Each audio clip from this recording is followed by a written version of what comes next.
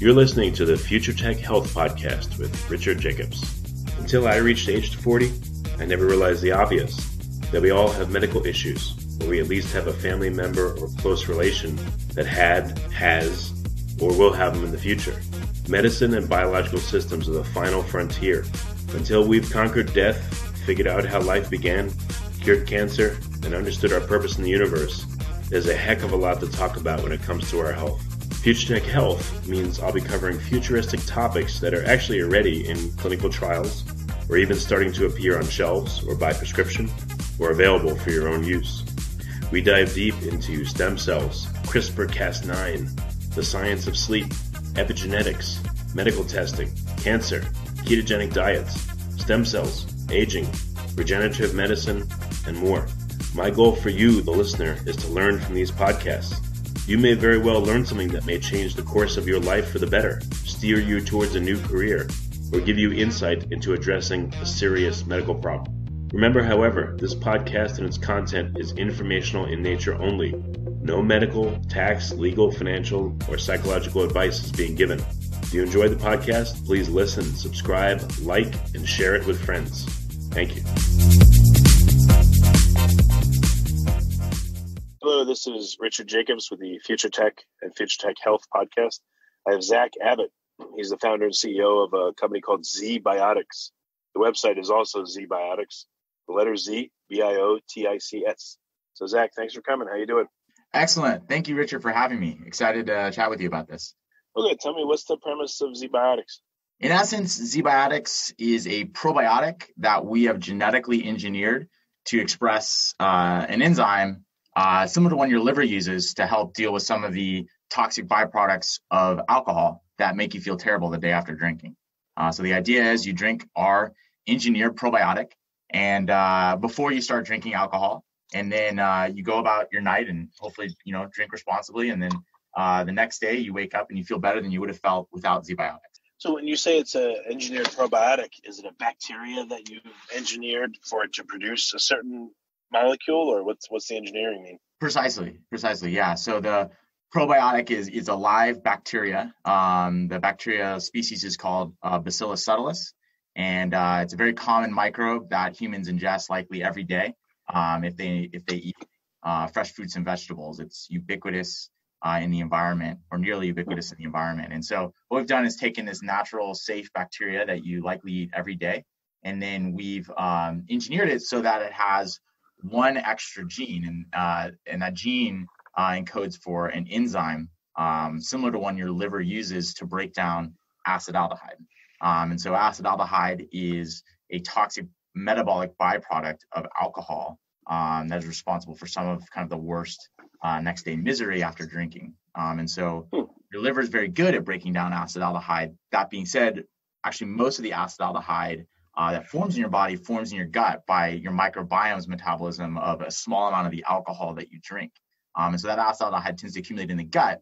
And so your liver doesn't really have access to it directly. It has to be absorbed into your bloodstream before your liver can break it down. So we thought we would just bring that functionality of your liver into your gut using a probiotic bacteria to break it down at the source.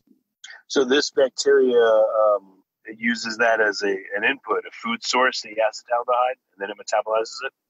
Essentially, yeah. So the enzyme we've put into the bacteria breaks the acetaldehyde or oxidizes the acetaldehyde into acetate, which is essentially vinegar. It's a short chain fatty acid, which is a metabolic precursor for a lot of other molecules and metabolic processes in the bacteria. So it's very likely that the bacteria will use that acetaldehyde. But truthfully, whether it uses it or not, that acetate is innocuous to people, and so whether it spits it out or continues to use it is sort of, at that point, ZBiotics is less interested in what happens to it after that. Yeah. Well, how did you even identify this pathway and this mechanism? So it's well known. We know. So we basically mimicked what the liver does already to metabolize alcohol. So when you drink alcohol, most of that ethanol is absorbed into your bloodstream, and it has the effects that it has. And then it filters through from your blood through your liver, and your liver breaks down that ethanol in two stages, from ethanol or alcohol into acetaldehyde using one enzyme, and then it uses a second enzyme to go from acetaldehyde to acetate. And so, that happens pretty efficiently in the liver. But it is well documented in the literature that the alcohol, a small amount of the alcohol is not directly absorbed into the bloodstream, but processed directly by the microbiome and by your microbiome, which are the live bacteria that live in your gut. And they are more concerned about the alcohol. And so what they do is they express an enzyme similar to the first step of the liver to get alcohol to acetaldehyde, but they don't as efficiently express the second enzyme. So we really are just completing the reaction or the pathway that already is well established in your liver. So the liver will break it down all the way. That's just an intermediate step is the acetaldehyde for the liver, right? It keeps going. Right. Exactly. And so we're just sort of helping your body complete that reaction in the gut where it's less efficient. Huh.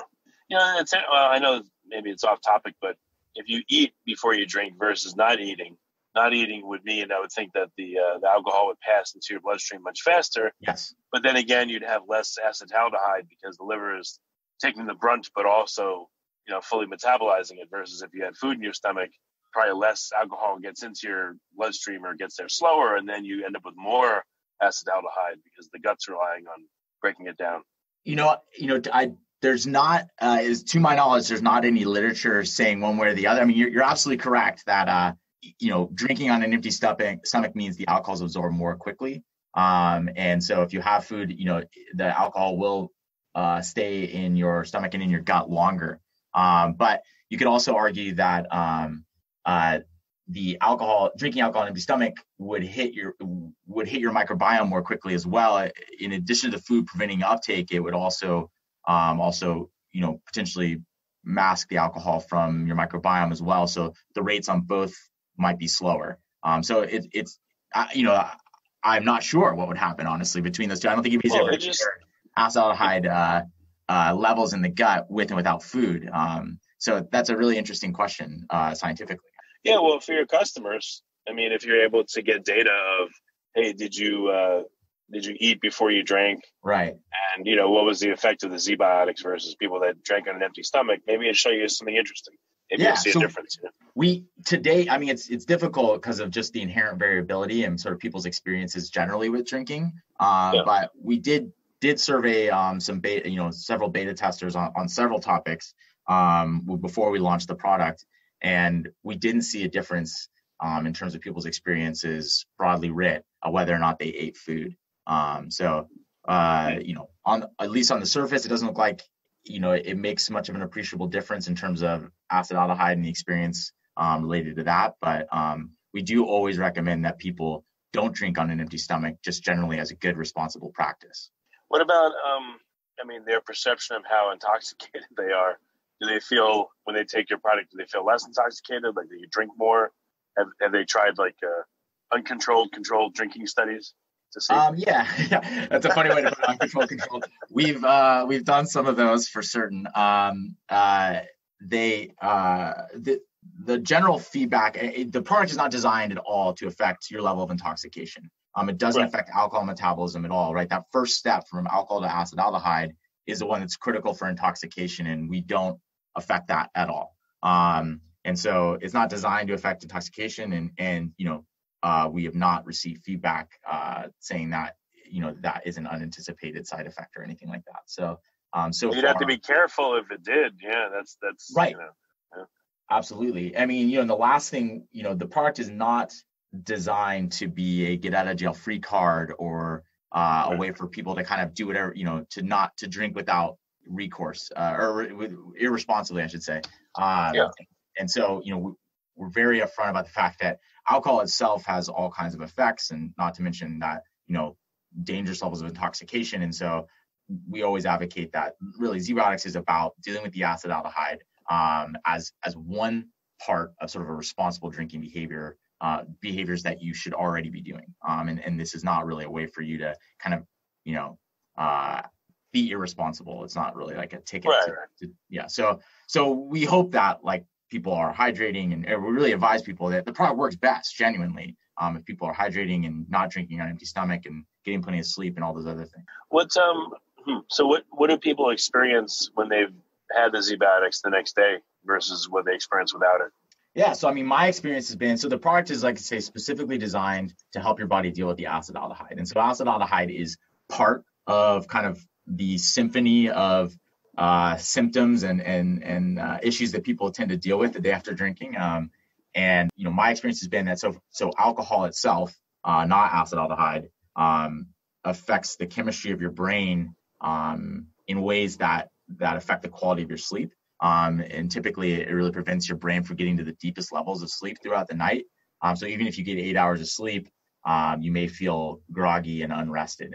And since this is an alcohol-related experience, ZBiotics is not designed to help with that. And indeed, that's been my experience, is that if I have been drinking and I take ZBiotics, I wake up and I'll feel pretty good in most respects, but I might still feel groggy and not well rested. And so I'll have to have and I might have like a mild headache due to the fact that I didn't sleep well, and maybe a slight bit of dehydration. But those things are usually pretty easily solved with a good breakfast and maybe some coffee. And then I'm usually 100% by mid-morning.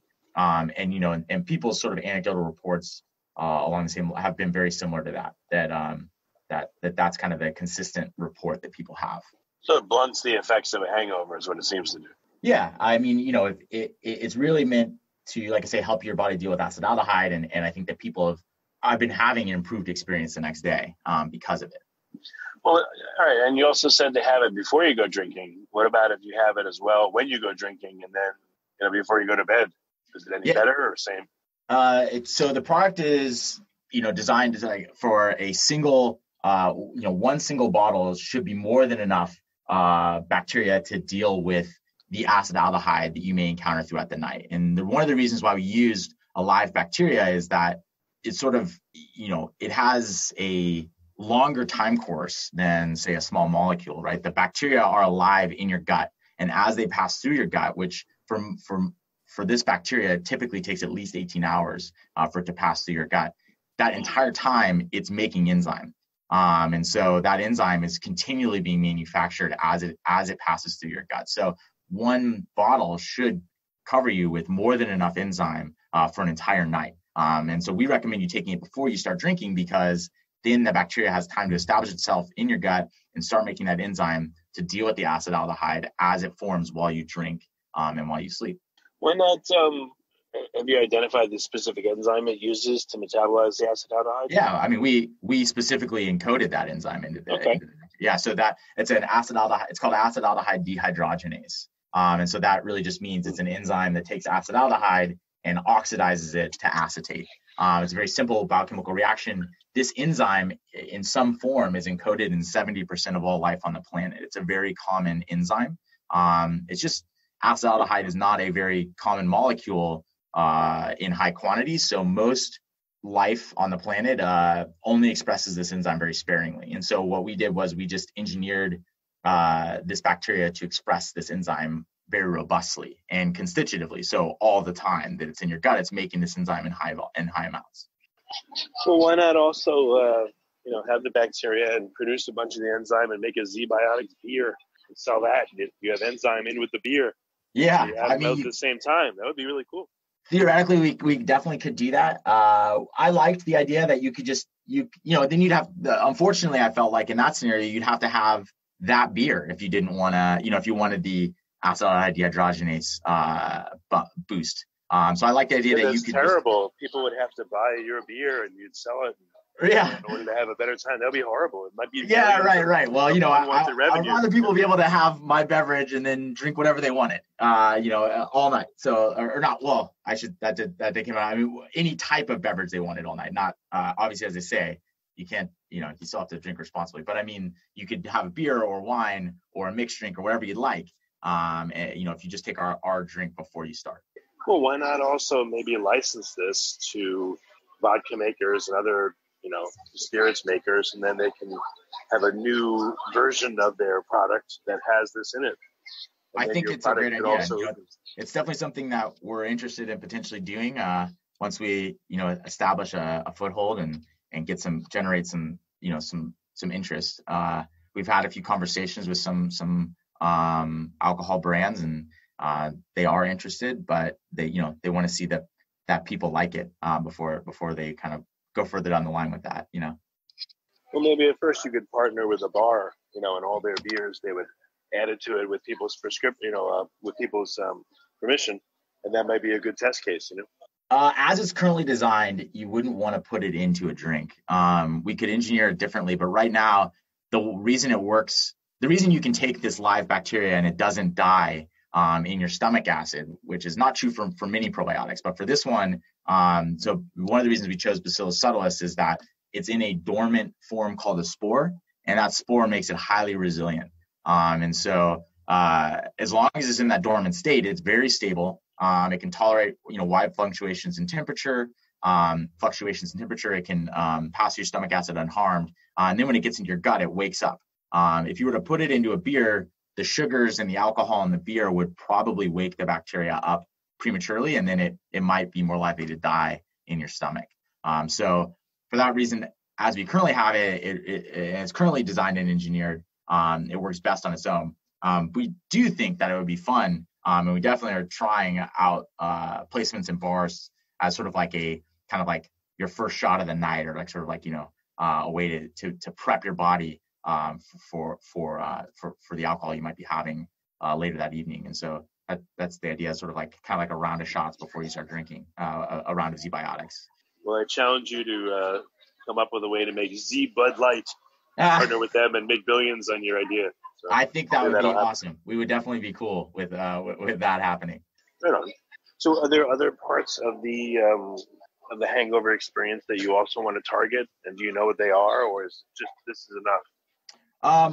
So specifically for kind of people's issues with drinking, the point of the broader vision for ZBiotics is really that we can take probiotics and engineer them to do things that are valuable to people in their sort of everyday lives. And so right now, probiotics are just the bacteria that, we find in nature, and we give them to people, and we say like, well, we know they're safe. So then for some reason they might also be beneficial. And so I equate this to kind of like pulling like a hunk of iron ore out of the ground and giving it to somebody and say, here, use this as a hammer or a screwdriver or a saw.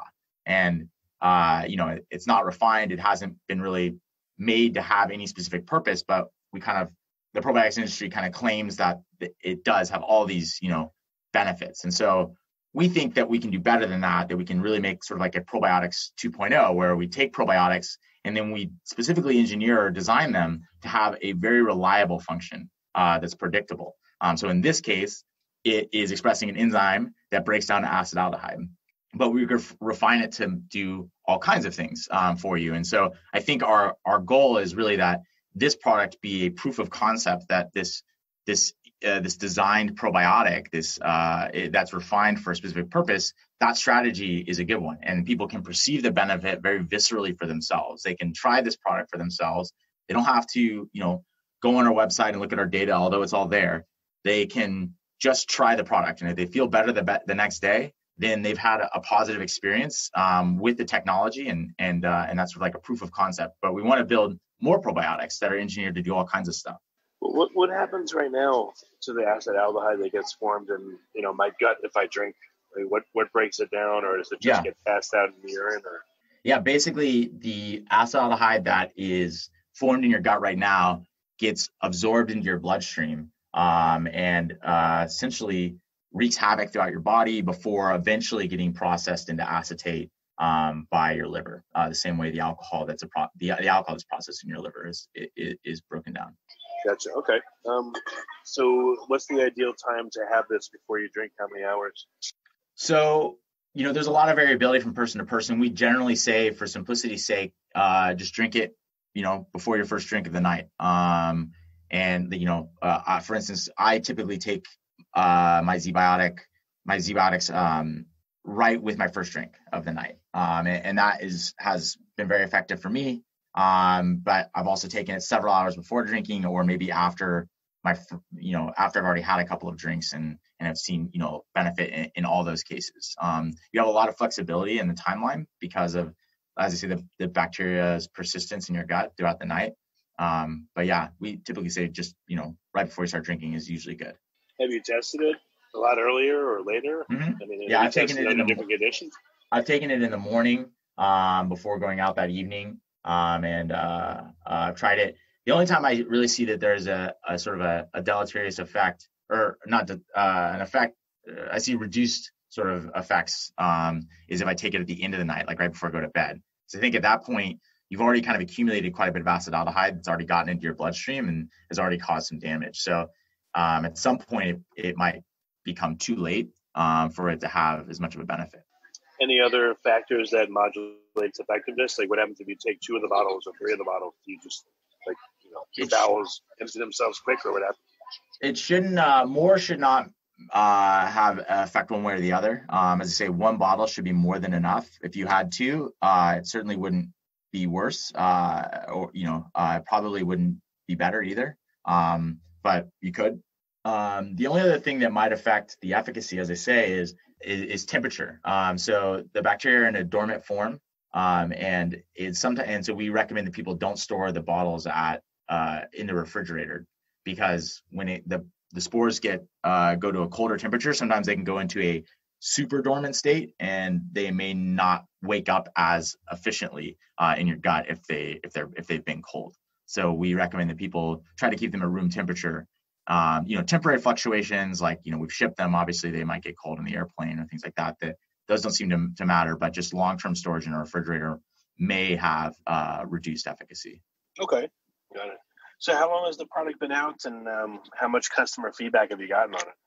I first made the prototype about, I guess it's been 2.5 years ago now. And so, for background, I'm the CEO of ZBiotics, and I have a PhD in microbiology. And when I started this company 3.5 years ago, I just started it by myself and was just working in the lab to build a prototype. And once I had that in hand, I tested it on myself, and then I tested it on myself several more times, and then expanded out and had friends try it, and then as the company grew, as we took 2 more years after we made the product to carefully test it and bring it to market. And so we just launched it about 2 months ago. We launched in mid-August, and so before we launched, we had something on the order of about 10,000 beta testers try the product, and feedback was almost unanimously positive at that time. Since we've been on the market these last 2 months, we've also had similarly almost unanimously positive feedback. We have a high reorder rate, and people seem to really like the product. We've gotten a lot of really positive inbound feedback from people, and typically when people come back and buy again, they usually buy twice as much as their first purchase. So that's always a really good indicator that people really like it as well. Have you tried sequencing the microbiome of some of the people that have taken it, like a fecal sample, to see if that bacteria shows up at the end point? That's a study that we definitely want to do. It's in the works right now. We're designing that trial as we speak. The good news is that the bacteria we use, B. subtilis, has a ton of human data. It's a long history of safe use in humans. So as an example, there's a fermented soybean food in Japan called natto, and the bacteria that ferments that soybean is a strain of B. subtilis. And so there's a really long history of people using the bacteria, and there's a lot of microbiome data in humans and animals around how long the bacteria persist, how well they safely traverse the gut. And so the strain that we started with, the parent strain that we have only engineered to express 1 extra enzyme, has a lot of demonstrated survival with minimal impact on the microbiome. So that's one of the reasons why I liked using B. subtilis. Your microbiome is a very complex kind of community of bacteria, and I really wanted to use a bacteria that was not designed to somehow alter that or interfere or seed or take up residence in the gut, because it's very hard to establish any sort of consistent effect given the wide variability in people's microbiomes. And B, you don't necessarily want to disrupt a healthy microbiome. And so I wanted a bacteria that was known to safely pass through your gut, but not seed it or have a significant impact on the microbiome structure. And so B. subtilis is one of those bacteria that does that very well. And so we know that It typically passes through the gut, like I say, in about a day, and has minimal impact. We haven't specifically tested if our edits have affected that in any way, but it is extremely unlikely that would be the case, given the wide variability of B-cell-less strains and all having very similar effects on the microbiome. Yeah, and you're only giving it in the presence of, high levels of acetaldehyde. So it's there when it's needed, and then it goes back to normal ideally. So. Exactly. You pass it out in a day, and the acetaldehyde from your drinking event is probably gone as well. And so, it's only there when you need it. Have you seen any literature that looks at the microbiome of, heavy drinkers and how it changes over time?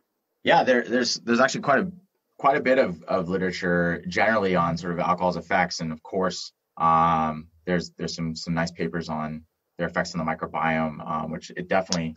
I mean, if you're ingesting anything in high quantities, irregular, that's not normal, you're definitely going to have a huge effect, and so there are drastic effects on the microbiome that happen with high alcohol use, and that's and that's sort of separate from this.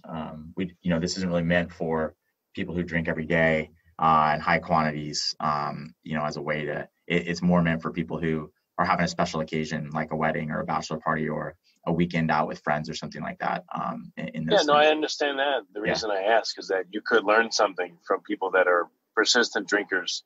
If you see how their microbiome changes and what species tend to become prevalent, then it makes you wonder during a drinking event, is there a short-term increase in those particular species, and what else can you do to mitigate the effects of drinking? Right.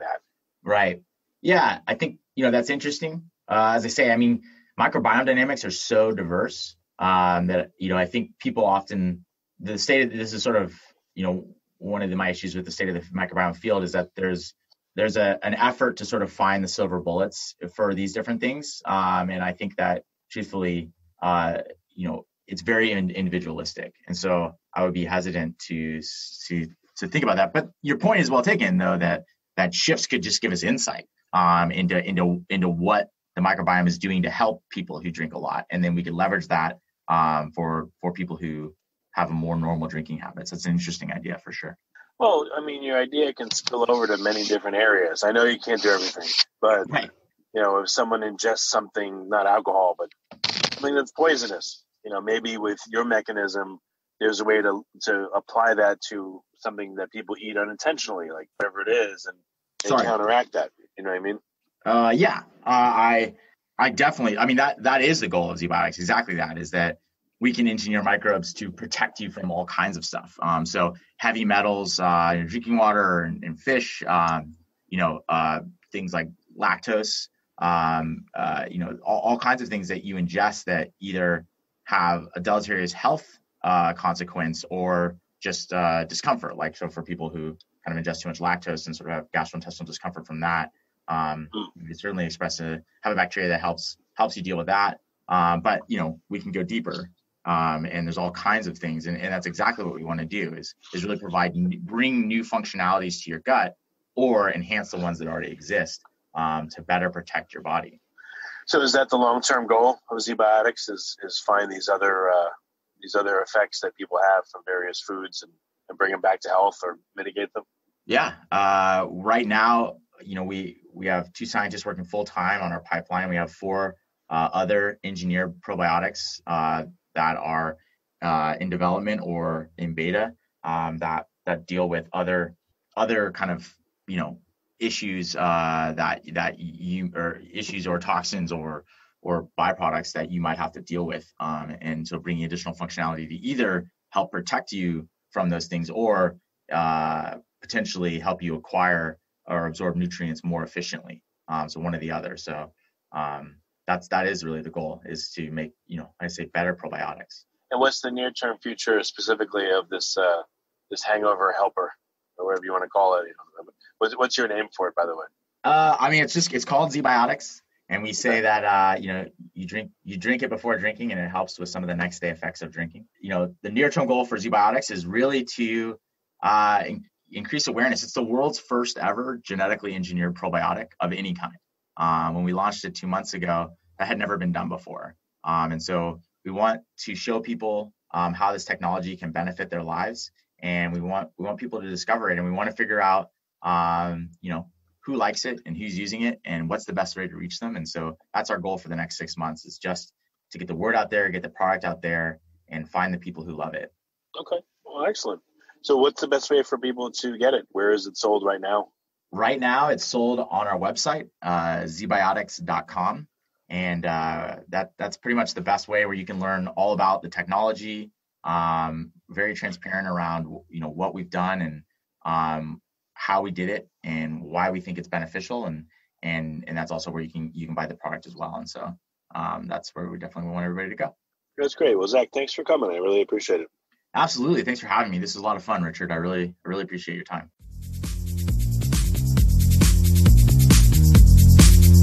You're listening to the Future Tech Health Podcast with Richard Jacobs. Until I reached age 40, I never realized the obvious, that we all have medical issues, or we at least have a family member or close relation that has, or will have them in the future. Medicine and biological systems are the final frontier. Until we've conquered death, figured out how life began, cured cancer, and understood our purpose in the universe, there's a heck of a lot to talk about when it comes to our health. Future Tech Health means I'll be covering futuristic topics that are actually already in clinical trials, or even starting to appear on shelves or by prescription, or available for your own use. We dive deep into stem cells, CRISPR-Cas9, the science of sleep, epigenetics, medical testing, cancer, ketogenic diets, stem cells, aging, regenerative medicine, and more. My goal for you, the listener, is to learn from these podcasts.